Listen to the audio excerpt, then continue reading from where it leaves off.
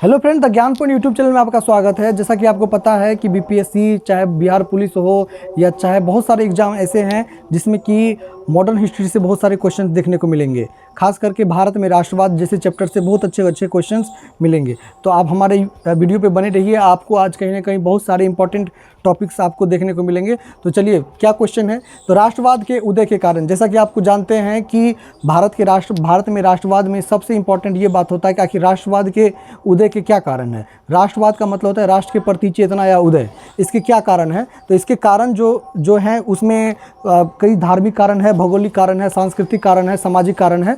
तो सबसे पहले जानेंगे कि लॉर्ड लिटन की क्या नीति थी। चलिए देखिए, 1878 का वर्नाक्युलर प्रेस एक्ट जिससे देसी प्रेस पर दंडात्मक कार्रवाई हुआ। आपको पता है कि 1857 की क्रांति के बाद जो है महारानी विक्टोरिया जो है ब्रिटिश मतलब ईस्ट इंडिया कंपनी से सारा चीज़ अधिकार जो है महारानी विक्टोरिया ने ले लिया था 1858 के बाद। उसके बाद नई नई नीतियाँ शुरू हुई। उस नीतियाँ में कुछ नीतियाँ दंडात्मक भी थी। तो दंडात्मक नीतियाँ में ये हो गई कि 1878 में वर्नाक्युलर प्रेस एक्ट जो चला, जिसमें कि देसी प्रेस पर दंडात्मक कार्रवाई हुई। यानी देसी प्रेस जैसे कि राजा राम मोहन राय के अखबार थे और बहुत सारे ऐसे अखबार थे जिनको बंद कर दिया गया था। 1879 का आर्म्स एक्ट, 1879 का जो है आर्म्स एक्ट है जो लागू हुआ, ये लॉर्ड लिटन के कार्यकाल में हुआ। तो ये लॉर्ड लिटन की नीति समझ सकते हैं कि 1878 का वर्नाक्युलर प्रेस एक्ट और 1879 का आर्म्स एक्ट। आगे देखिए, लॉर्ड रिपन के कार्यकाल में क्या हुआ। देखिए, लॉर्ड लिपन के कार्यकाल में जो आपका जो हुआ 1883 का इल्बर्ट बिल का यूरोपीय द्वारा विरोध, जिसके माध्यम से फौजदारी मुकदमों में सुनवाई भारतीय न्यायाधीश कर सकते हैं। देखिए, इल्बर्ट बिल 1883 में आया था। इसमें ना भारत के लोग विरोध नहीं किए थे बल्कि यूरोप के लोग विरोध कर दिए थे। यूरोप के लोग इसलिए विरोध कर दिए थे कि अब जो भारत के इसमें ये था। देखिए, लॉर्ड रिपन जो है ना बड़ा सॉफ्ट आदमी था। वो चाहता था कि भारतीयों को भी हक मिले, भारतीयों को भी न्याय मिले। तो इसलिए जो है भारतीय न्यायाधीश को अधिकार दे दिया गया कि आप यूरोपीय के लोगों पर भी आप जो है क्या कर सको, उस पर भी आप कार्रवाई कर सको। तो यूरोपीय लोगों पर भी जो है भारत के न्यायाधीश कार्रवाई कर सकते थे। ये अधिकार देने के बाद यूरोप वाला गुस्सा हो गया, भाई यूरोप का आदमी यूरोप का न्यायाधीश करे, भारत का काहे करेगा। तो ये इल्बर्ट बिल विवाद हुआ था 1883 में। अच्छा, ये इसके लिए बहुत भारत के लोग खुश थे, लेकिन जो है यूरोप के लोग ना खुश थे। आगे चलिए, देखिए लॉर्ड कर्जन की नीति की बात करेंगे। तो लॉर्ड कर्जन की नीति में 1899 में कलकत्ता कॉरपोरेशन एक्ट, जिससे कि नगर पालिका में गैर निर्वाचित सदस्यों की संख्या में वृद्धि हुई। सबसे पहला काम इसका हुआ 1899 में, जो है कलकत्ता कॉरपोरेशन एक्ट, जिससे नगर पालिका में जो निर्वाचित सदस्य हैं उनको बढ़ोतरी किया जाए। चूँकि पंचायत स्तर पर, नगर पंचायत स्तर पर अगर बहुत सारे लोगों का जो सदस्यों का वृद्धि होगा तो उससे जो है बहुत अच्छी बातें आएगी। तो ये कहने का मतलब, चूँकि कलकत्ता राजधानी था तो वहाँ पर नगर पालिका में सदस्य जो है उनकी वृद्धि हुई। तो गैर निर्वाचित सदस्य यानी जिसको निर्वाचन करके नहीं आना है बल्कि उनको ऐसे ही सेलेक्ट कर लेना था 1899 में। 1904 में विश्वविद्यालय अधिनियम, ये बहुत बार एग्जाम में पूछा जाता है कि विश्वविद्यालय अधिनियम जो है किसके शासनकाल में आया। तो लॉर्ड कर्जन के जो शासनकाल में आया था। उसके बाद लॉर्ड कर्जन का सबसे बड़ा जो काम था वो है बंगाल विभाजन करना, जिसका उद्देश्य हिंदू मुस्लिम एकता को तोड़ना था। देखिए, विभाजन 16 अक्टूबर 1905 को लागू हुआ और 1911 में रद्द भी हो गया। तो ये बहुत ही इंपॉर्टेंट क्वेश्चन है। 1905 में क्या किया गया? 1905 में बंगाल विभाजन किया गया और इसके खिलाफ जो है लोग सड़कों पर उतर गए। खास करके गांधी जी तो बहुत नाखुश थे कि उनका कहना था कि ऐसे गांधी जी अभी तक में नहीं आए हुए थे। 1915 में गांधी जी 9 जनवरी 1915 को आए थे, लेकिन फिर भी जब वो दक्षिण अफ्रीका में थे फिर भी वो बहुत नाखुश थे इस बात को लेकर के भारत में कुछ गलत हो रहा है। क्योंकि यहाँ पर एक आंदोलन चल गया जिसको बोलते हैं बंग भंग आंदोलन। तो ये बंग भंग आंदोलन भी 1905 में हुआ था, लेकिन हुआ नहीं, कुछ बहुत समस्या हुई। राज्य के अंदर जो है दंगे फैले, क्योंकि हिंदू मुस्लिम में विभाजन हो गया था और हिंदू मुस्लिम पहले एक था, इसके बाद टूट गया था। उसके बाद 16 अक्टूबर 1905 को ये लागू हुआ और जो है 1911 को ये रद्द भी हो गया। फिर वो जो है बंगाल विभाजन रद्द हो गया था। तो आगे देखिए, अब हम बात करें लॉर्ड डलहौजी के बारे में। तो लॉर्ड डलहौजी का एक संरचनात्मक प्रयास जो है वो समझिए लॉर्ड डलहौजी जो है टेक्निकल कामों को आगे लेके गए, जैसे कि रेलवे का निर्माण करवाना हो, या टेलीग्राफ व्यवस्था हो, या परिवहन की व्यवस्था हो, या चाहे वो कोई भी ऐसा इंफ्रास्ट्रक्चर जो कि आदान प्रदान करने के सेंस में होता है, तो लॉर्ड डलहौजी को वो मतलब क्रेडिट जाता है। चूँकि आपको पता है कि 1853 में मुंबई से लेकर थाने के बीच 24 किलोमीटर का जो है रेलवे का जो मतलब लगाया गया था। पहला रेल परिवहन मुंबई से थाने के बीच चला था 24 किलोमीटर के बीच, 24 किलोमीटर वो मतलब दायरा दूरी तय किया गया था। आगे देखिए, अब देखिए आर्थिक कारण में क्या है। आर्थिक कारण में मतलब राष्ट्रवाद के जो आर्थिक कारण है, उसमें आर्थिक कारण में ये है कि आखिर राष्ट्रवाद पनपा क्यों, राष्ट्र के प्रति लोगों की चेतना का उदय क्यों हुआ। उसका उदय का कारण ये है कि भारत से कच्चे माल का निर्यात। देखिए भारत में कच्चे माल था, तो भारत में कच्चा माल जा रहा था, रॉ मटेरियल निकल रहा था, और वो जो रॉ मटेरियल है वो जो है यूरोप के अन्य बाज़ारों में जाता था। तो यूरोप के अन्य बाज़ारों में रॉ मटेरियल जाता था, तो इससे लोगों को काफ़ी ज़्यादा परेशानी होता था कि भाई भारत का चीज़ वहाँ से जाता है, वही प्रोडक्ट बन के फिर भारत आता है, तो हम लोग बहुत महंगे दाम में खरीदते हैं। यानी भारत से माल निर्यात होगा। निर्यात का मतलब होता है कि जो चीज़ भारत से चला गया विदेश, वो हो गया निर्यात, और फिर वहाँ से जो है फिर हम ही लोग जो है शर्ट हो या कुछ हो, बहुत सारे प्रोडक्ट होते हैं हम लोग खरीदते हैं, तो उसको वो हो गया आयात। तो फिर वो है यहाँ से सस्ता में ले जाता था, महंगा में बेचता था। भारत में निर्मित वस्तुओं के निर्यात पर प्रतिबंध और आयातित वस्तुओं पर से आयात कर हटाया गया। आर्थिक कारण ये भी था कि निर्यात पर प्रतिबंध होता था, यानी इस निर्यात पे वो प्रतिबंध होता था, जैसे मान के चलिए कि यहाँ के इंडियन लोग जो है कोई चीज़ लेके जाते थे तो वहाँ पे बेच लेते थे महंगा में, तो उस पर प्रतिबंध लगा दिया गया। और वहाँ से जो कोई चीज़ लेके आते थे, मान के चलिए वहाँ से 10 रुपये का सामान लेके आए, तो उस पर भी टैक्स लगता था, यानी आयात पर भी टैक्स लगता था और निर्यात प्रतिबंध था। तो मान के चलिए आज हम कोई फ्रिज बनाए, ठीक है, तो फ्रिज अगर यहाँ से बनाएंगे तो यहाँ से लेकर के हम जाएंगे कहाँ, मान के चलिए यूरोप लेके जाएंगे, तो आप उस काम को बंद कर दोगे, बोलो कि नहीं इंडियन लोग जो है बेचेगा नहीं, लेकिन इंडियन लोग खाली खरीदेगा, तो उस पर भी टैक्स लग जाता था। तो ये वस्तुओं से आयात कर हटाया गया, यहाँ पे आयातित वस्तुओं से हटा गया। देखिए थोड़ा सा यहाँ पे समझ लेना है, जैसे इंडियन है, और यहाँ पे आप मान के चलिए अंग्रेज। तो अंग्रेज जो जैसे इंडियन है, जब इंडियन अगर कोई प्रोडक्ट बेचता तो उस पर जो है प्रतिबंध था कि कोई प्रोडक्ट तुम बेच नहीं पाओगे, लेकिन अंग्रेज जब बेचता था तो उनको वो चलता, अंग्रेज बेच सकता था। अब देखिए इंडियन कोई प्रोडक्ट खरीद रहा है, जब इंडियन कोई प्रोडक्ट अगर खरीद रहा है तो उस पर जो है शुल्क लगता था, उस पर क्या लगता था, टैक्स। और जब अंग्रेज जब कोई चीज़ खरीदता था तो उस पर टैक्स नहीं लगता था, तो यही बातें हैं कि आयातित वस्तुओं से आयात कर हटा लिया गया, ये अंग्रेज़ों के लिए। तो अंग्रेज जब कोई चीज़ खरीदता था तो उस पर टैक्स नहीं लगाता था, लेकिन जब इंडियन कोई चीज़ खरीदता था उस पर टैक्स लगा देता था। मान के चलिए हम यूरोप से लेके आए 10 रुपये का चीज़, तो वो हमको 12 टका में बिकेगा, तो यहाँ का लोग लेगा नहीं, लेकिन वही अंग्रेज जब 10 का चीज़ वो लेके आता था, वो 11 में बेच देता था, उसको पोस खा जाता था, उनको प्रॉफिट हो जाता था। तो ये सब समस्या जो है आर्थिक कारण में काफ़ी ज़्यादा थी।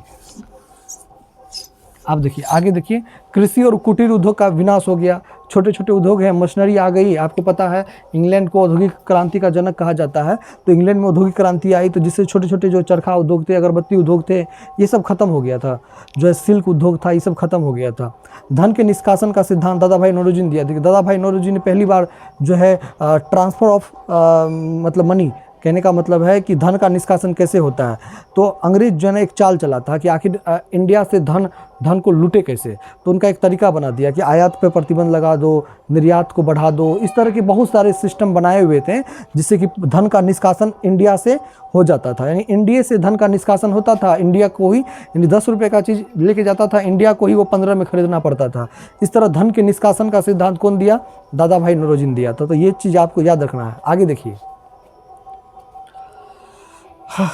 देखिए सामाजिक कारण की बात कर लीजिएगा तो भेदभाव की नीति, आपको पता है सरकारी सेवाओं में पक्षपातपूर्ण रवैया होता था।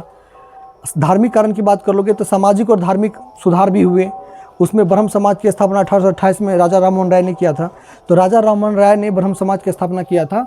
और अगर बात कर लें तो इस समय काफ़ी ज़्यादा मतलब प्रथाएं भी ऐसी थी, जैसे सती प्रथा था।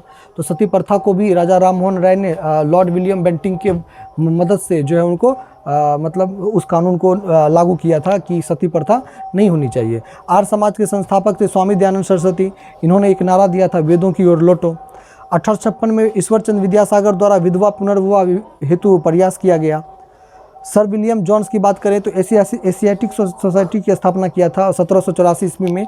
और यह जो है अंग्रेज होते हुए भी संस्कृत का, फारसी का, अरबी का कई भाषाओं में मतलब अनुवाद किया सर विलियम जॉन्स, इसलिए ये बहुत ही बार पूछा जाता है इसके बारे में।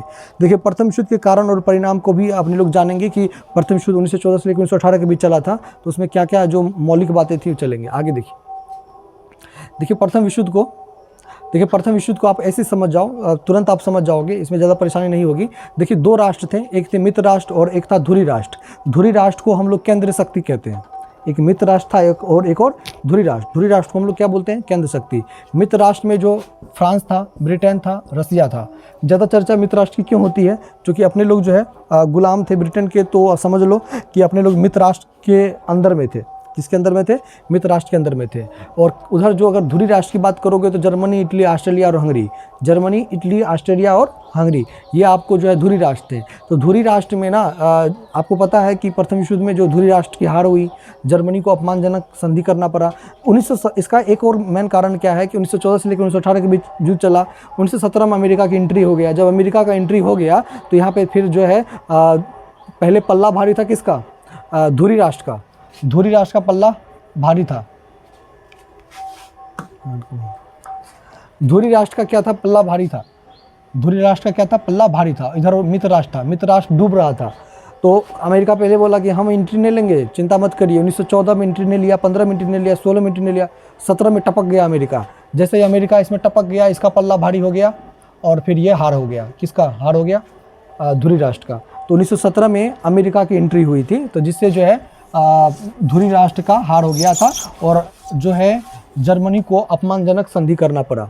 चलिए आगे देखिए क्या बातें हैं इसमें, वही बातें होगी। चलिए उसमें युद्ध के बाद भारत में अंग्रेजों द्वारा जिम्मेदार सरकार का आश्वासन। देखिए 1914 से 18 में युद्ध हुआ था, उसमें बता दिया गया था कि अगर जैसे युद्ध हो जाएगा तो अंग्रेजों को भारत में जो आश्वासन दिया गया था कि हम आपको आज़ाद कर देंगे। नहीं आज़ाद भी किए तो कम से कम एक जिम्मेवार सरकार तो ज़रूर बना देंगे।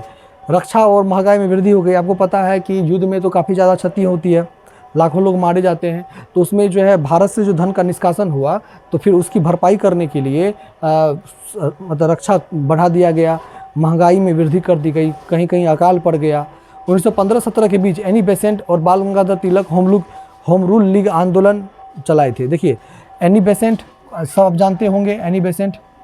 एनी बेसेंट क्या है कि 27 दिसंबर 1885 को भारतीय राष्ट्रीय कांग्रेस की स्थापना हुई। तो भारतीय राष्ट्रीय कांग्रेस की ये जो है पहली महिला अध्यक्ष थी एनी बेसेंट, तो इनको जानना बहुत ज़रूरी है। उसके बाद बात करें बाल गंगाधर तिलक की बात करें तो लाल बाल पाल आप सब जानते हो। तो बाल गंगाधर तिलक जो कि गणेश महाराष्ट्र में गणेश उत्सव और जो है और गणपति उत्सव या गणेश उत्सव वो चलाने का इन्हीं का जो है मतलब कॉन्सेप्ट था। और तो ये सब जो 1915 और 17 के बीच ये होम रूल लीग आंदोलन से जुड़े, उनकी स्थापना किया। देश विदेश में क्रांतिकारी आंदोलन चला। 1913 में लाला हरदयाल द्वारा गदर पार्टी की स्थापना किया था। सब आप जानते हो कि गदर पार्टी की स्थापना कौन किया? लाला हरदयाल। तो ये देश विदेश में किया था, मतलब सब अलग अलग जगह जाकर इन्होंने किया। लाल बाल पाल दिया हुआ है, लाला लाजपत राय, बाल गंगाधर तिलक, पाल विपिन चंद्र पाल। ये लाल बाल पाल आपसे पूछा जा सकता है। 1916 का लखनऊ अधिवेशन, कांग्रेस का ये लखनऊ अधिवेशन हुआ था।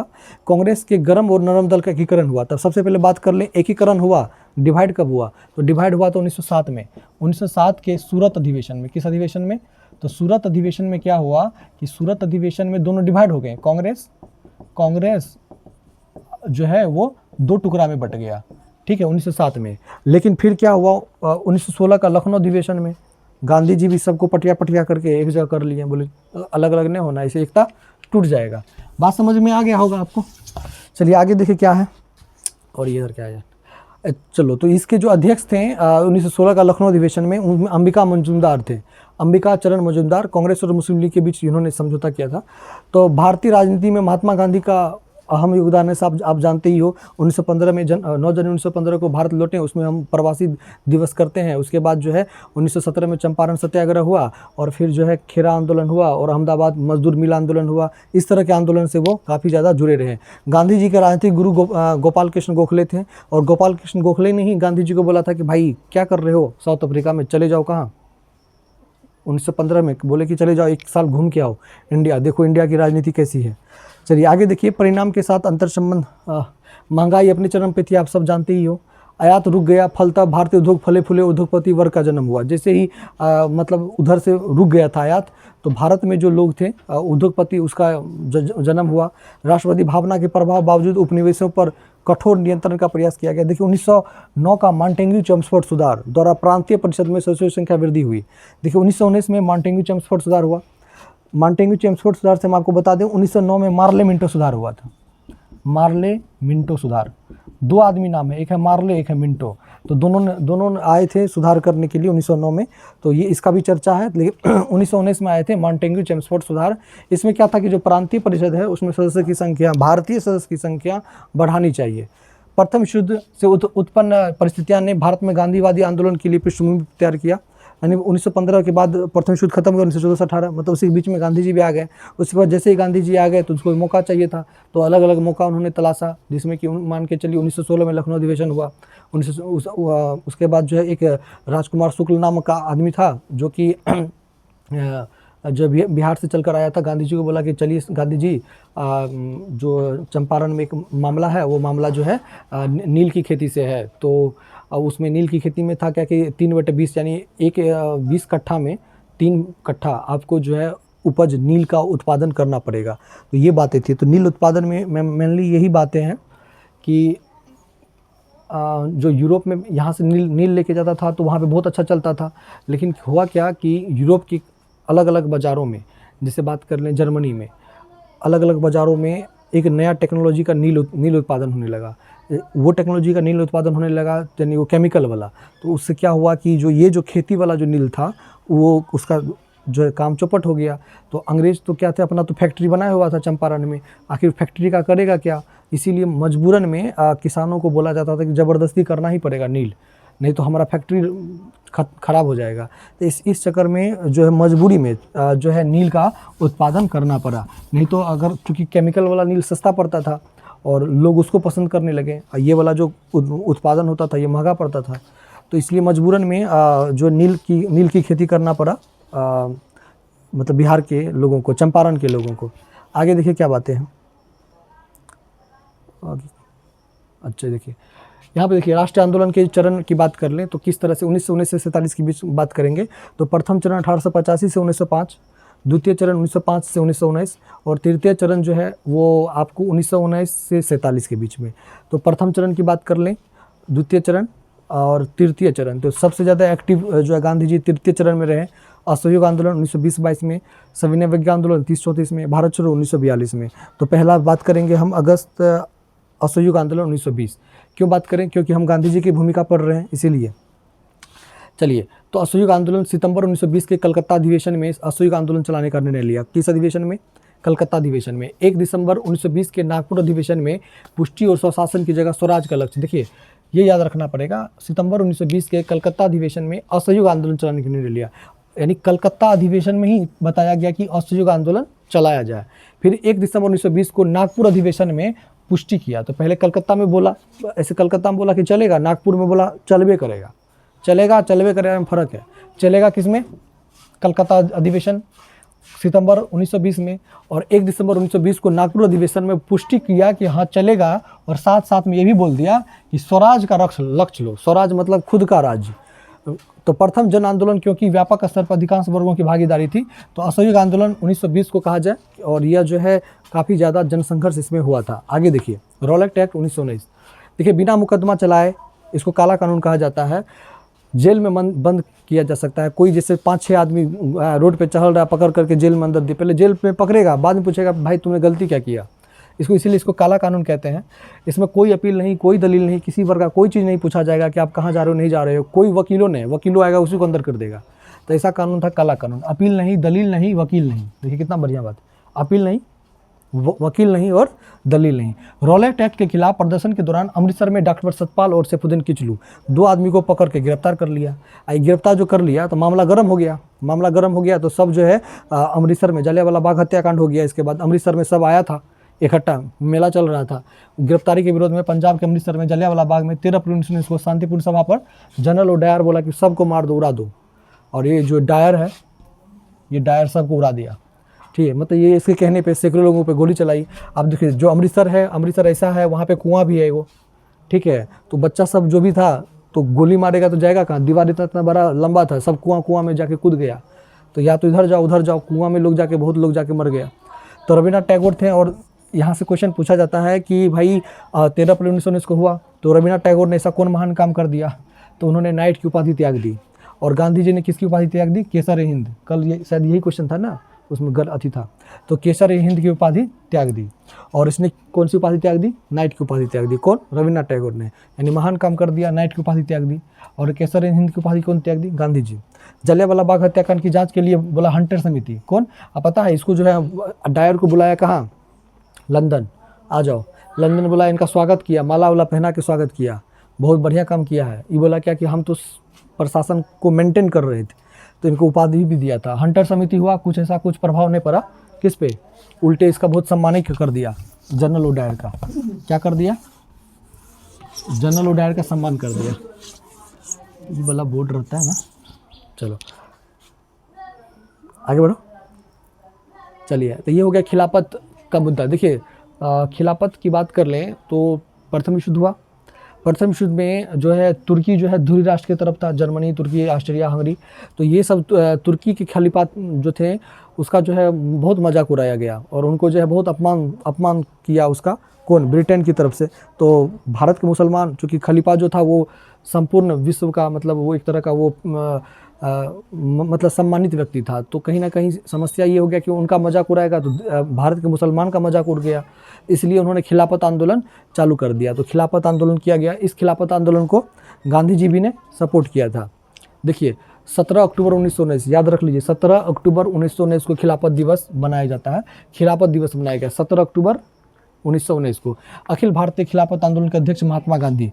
तो पहले अखिल भारतीय जैसे लग गया, इसका मतलब क्या हुआ, क्या कि उसमें बहुत सारा मुसलमान लोग आया, तो उसके अध्यक्ष थे महात्मा गांधी।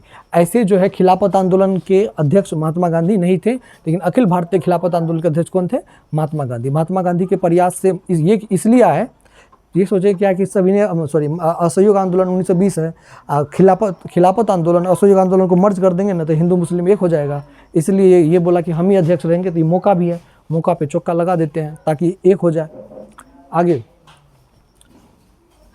देखो, मतलब ये उपाधि और अवैतनिक पदों का त्याग। लोग सब जो है खिलाफत आंदोलन में क्या किया, सरकारी और गैर सरकारी समारोह का बहिष्कार किया, सरकारी स्कूल कॉलेज का बहिष्कार हो गया, विदेशी निर्मित वस्तुओं का बहिष्कार हो गया, विधान परिषद चुनाव का बहिष्कार हो गया। इसी समय विधान परिषद चुनाव हो रहा था, उसका भी बहिष्कार हो गया। तो ये बहुत इंपॉर्टेंट है, रचनात्मक कार्य पूछा जाता है, बीपीएससी में पूछा गया। न्यायिक कार्य का पंचों द्वारा राष्ट्रीय विद्यालय महाविद्यालय की स्थापना हुई। स्वदेशी वस्तुओं को अपनाना, चरखा, खादी, तिलक स्वराज फंड एगो बना था, बाल गंगाधर तिलक स्वराज फंड बना था। उत्तर प्रदेश के गोरखपुर जिले में चोरी चोरा कांड हो गया, लेकिन हुआ क्या, मामला गड़बड़ हो गया। गड़बड़ इसलिए हो गया कि 5 फरवरी 1922 को चोरी चोरा कांड हो गया। क्या हो गया बाबू, चोरी चोरा कांड हो गया। चोरी चोरा कांड जो हो गया तो 22 पुलिसकर्मी को जला दिया गया, आंदोलनकारी भारतीय लोग। इसके बाद 12 फरवरी को बारदोली में बैठक कर गांधी जी ने बोला ना, ये अन्याय है, काहे जला दिया, अब नहीं करेंगे, अब हम अहिंसक थोड़े, ये तो हिंसक हो गया ना, हम तो अहिंसा की बात करते हैं। तो 22 पुलिसकर्मी को तुमने काहे जला दिया, इसलिए वो इसको खिलाफत आंदोलन, मतलब सब कुछ खत्म, बोला सब खत्म। तो सब अंत हो गया था। तो खिलाफत मुद्दे का अंत हो गया, हिंदू मुस्लिम एकता प्रभावित हुई, स्वराज का लक्ष्य जो लेके चले थे स्वराज का, वो अपूर्ण हो गया। कांग्रेस का मजबूत संगठनात्मक ढांचा का निर्माण हुआ, अंग्रेजी सत्ता की नींव हिल गई। इससे थोड़ा तो प्रभाव तो हुआ, लेकिन कोई खास प्रभाव नहीं हुआ, लेकिन इतना जरूर हो गया कि हाँ अब जो है एक नया जन आंदोलन जरूर खड़ा हुआ है। तो सविनय अवज्ञा आंदोलन, चलिए तो किसी दूसरे टॉपिक में अपने लोग करेंगे सविनय अवज्ञा आंदोलन। अगर कंटेंट अच्छा लगा हो तो वीडियो को लाइक करिए, चैनल को सब्सक्राइब करिए। धन्यवाद।